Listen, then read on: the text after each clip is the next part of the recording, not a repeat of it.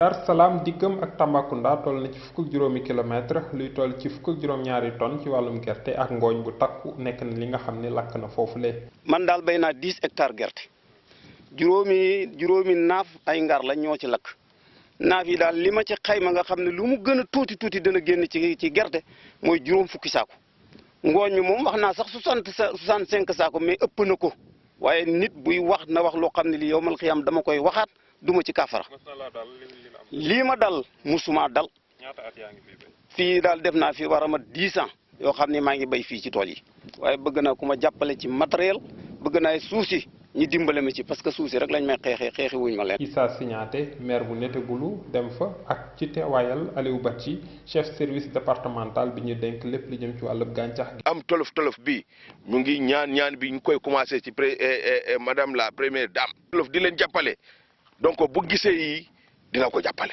donc ñu ngi koy ñaan. la solidarité aussi ñu ngi koy ñaan aussi mu boole. ñi muy jàppale mu boole ci Ibrahima Ndiaye. ren jii nag bii mooy ñetteel bi yoon boo xam ni saytu nañu am na ay lakk yoo xam ni dafay am ci biir tool yi.